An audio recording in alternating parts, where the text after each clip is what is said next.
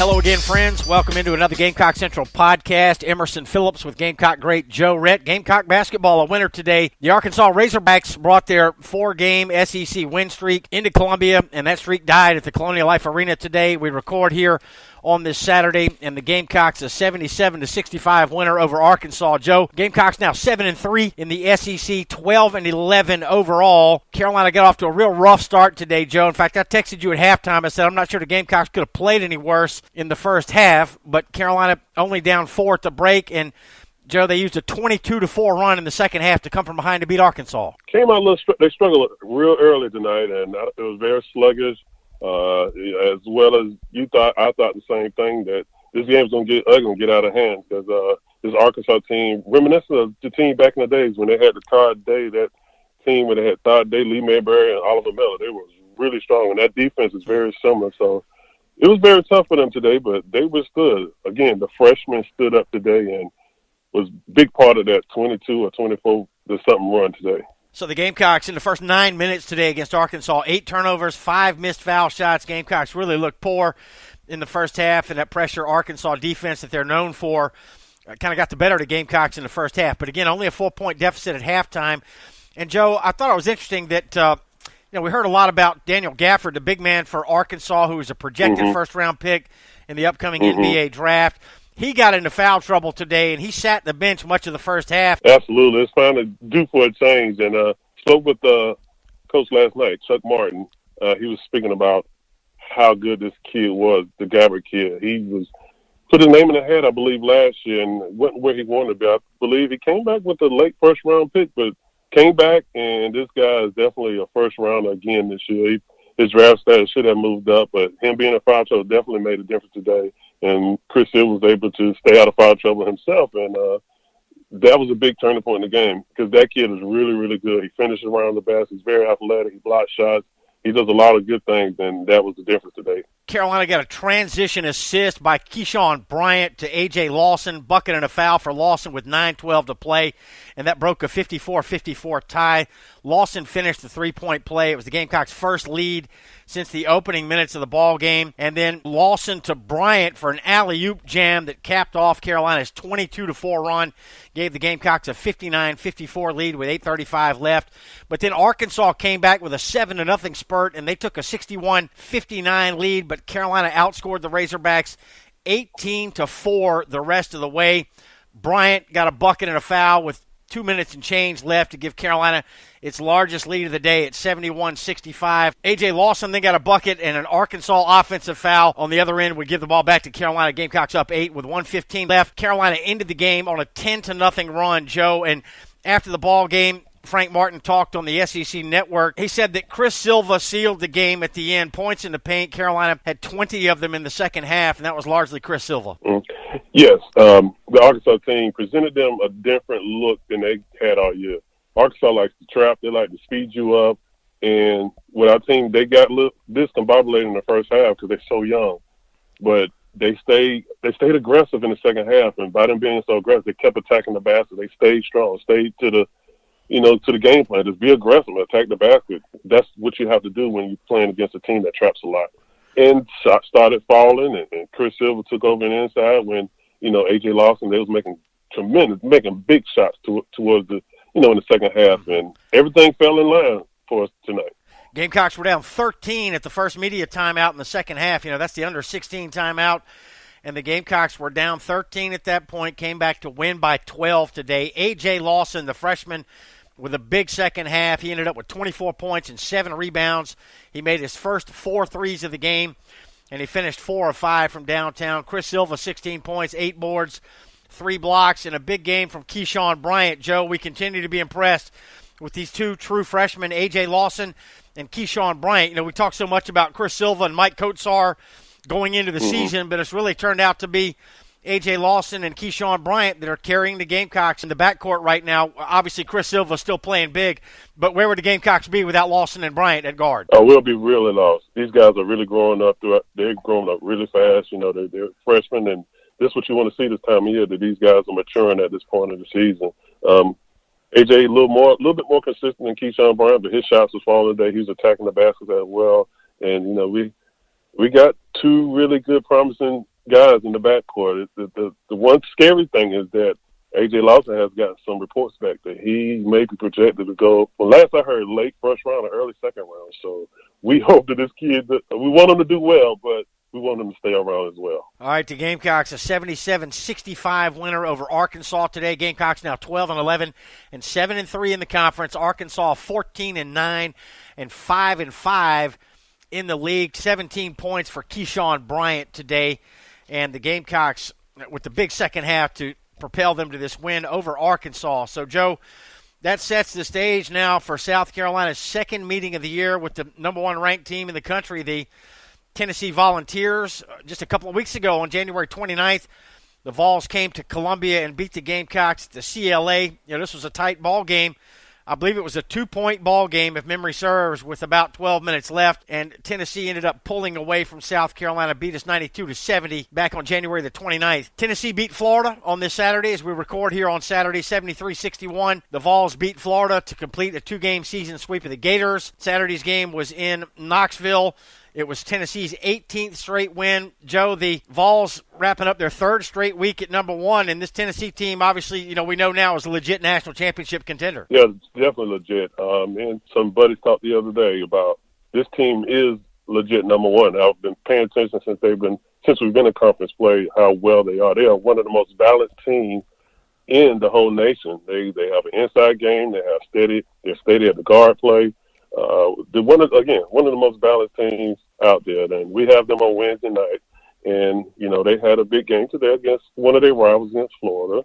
So hopefully, with Tennessee got Kentucky coming up after us on next Saturday. That's right. Hopefully this can be a trap game for them where they can. They already beat us a couple of weeks ago, so hopefully they can come in lackadaisical and we can go down to Knoxville and sneak a win out. Tennessee 22. We're capable of doing it. Tennessee 22-1, 10-0 in the SEC.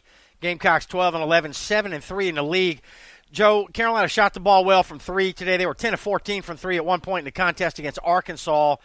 And, the Gamecocks had shot the ball well against Georgia last weekend before getting blown out by Kentucky middle of the week last week. So you talk about a possible trap game for Tennessee.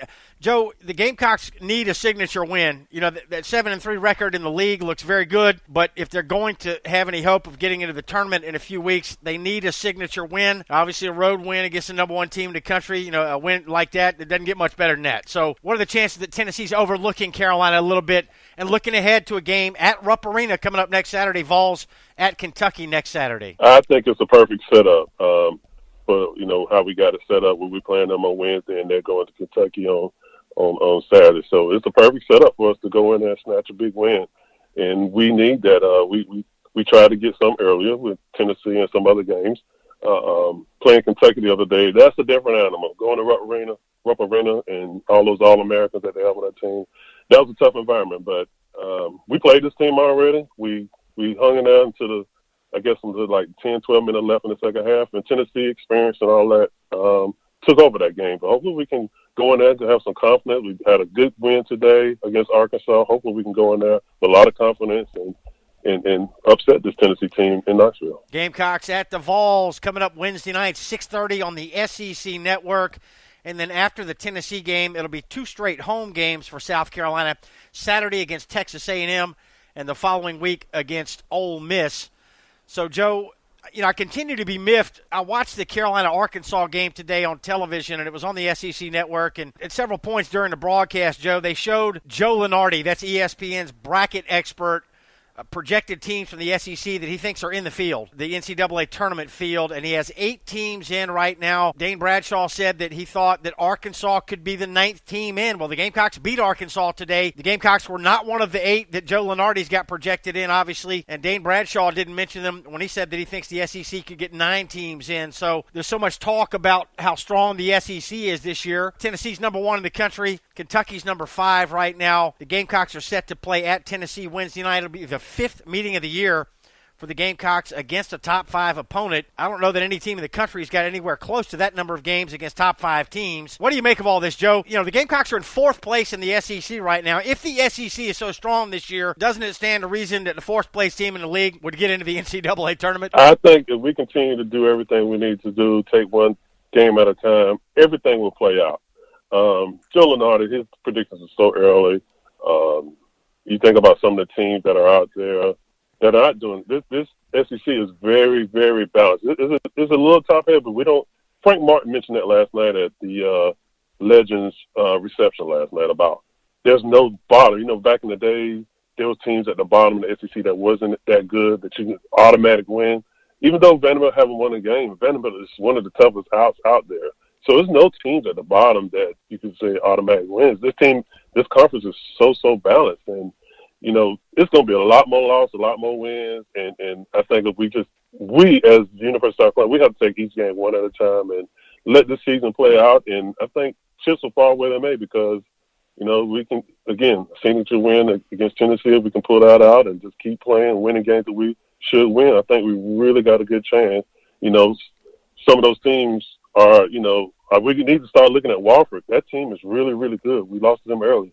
So we can root for some of those teams to make the NCAA tournament. I think that will increase our strength of schedule towards the end of the year. Yeah, Wofford's got a good team, and Stony Brook is leading its conference this year, last I had checked. So, you know, those were the two non-conference losses, I think, that really stand out as poor losses for South Carolina, even though those teams are having better years than I think most people realize. SEC standings right now, Tennessee leads the league at 10-0. Kentucky is 9-1. LSU also 9-1. And, Joe, those are the three teams that have beaten the Gamecocks. Carolina's in fourth at 7-3. Ole Miss 6-4. Bama 5-4. Arkansas now 5-5 in the league. Everybody else is under 500. So, you know, I know the overall record is not good, and we harp on this every week, but I'm going to keep banging the drum, Joe. I think, you know, a 12-win SEC team's got to get in the NCAA tournament. I'm not trying to hear about the NIT, Joe. The Gamecocks were in the Final Four 2 years ago, and I just think Carolina's got to start getting in the tournament every year. I know that's easier said than done, but I'm very disappointed that there's not more talk about the Gamecocks being in the NCAA tournament. Carolina's completely off the radar right now, even on the SEC network, Joe. That's surprising because they, you know, those SEC network analysts, they keep up with all the teams, and they see this team, you know, for some reason they're still looking at some of the early losses, but hey, this team has won a lot of games in the SEC already. You know, I guess because they started off projected so low, maybe they consider that and taking that into consideration, but they have to consider what we're doing now. We're winning games, we're winning big games, winning our home games. I think we only lost one home game in the SEC so far, and that was to Tennessee. And we had a very, very tough Arkansas team to come in here that was hot, 1-4 in a row. For us to, you know, withstand a tough team like that today and come out and win, you know, they're going to have to give us some recognition. And I don't know, our media need to push that more. I'm not sure how we're going to get the respect that we need, but as that team goes along, they have to take one game at a time. They can't look at the what other people are saying. They need to take each game one at a time and handle their business. Joe, I think you and I are the only people talking about the Gamecocks possibly making the tournament. I know that Carolina's got a lot of work to do, but even listening to local radio here in Columbia, there just does not seem to be a lot of talk about Carolina getting into the tournament. And I continue to say that a 12 or 13 win SEC team, which Carolina could ultimately end up being, belongs in the NCAA tournament if the league is as good as the experts say it is this year. So it's all going to hash everything out in the next few weeks, and we'll see where the chips fall when the regular season and the SEC tournament come to a close. But Carolina, fourth place right now in the SEC with Tennessee, Kentucky, and LSU ahead of them. And Carolina at Tennessee coming up on Wednesday night. So a huge opportunity again for the Gamecocks. Joe, tough road game. We know the Gamecocks will be big underdogs in Knoxville. Yeah, it's another tough game again. And they got a tough stretch coming up with, you said, Alabama, who's tough, and Ole Miss, who's playing pretty good ball. Ole Miss has always given us a tough time. So, you know, I agree with you with the 12 to 13 wins, but I think we have to do a little bit of work in the tournament to get a couple wins, and if we get to the final, that'll be even great. But I think we're going to need a couple wins in the SEC tournament to really open some eyes for us to get in the NCAA tournament. All right, we're 10 games into the SEC slate. That means 8 games left on the schedule, and Carolina begins the last 8 at Tennessee coming up on Wednesday night again, 6:30 on the SEC Network. Joe, Rhett, and I will come back and talk about the Tennessee game, and we will preview next Saturday's matchup with Texas A&M. Again, 2 straight at home for the Gamecocks after Tennessee on Wednesday night. Aggies come to town to the CLA next Saturday. For my man Joe Rhett, I'm Emerson Phillips. Thanks for being with us on the Gamecock Central Podcast.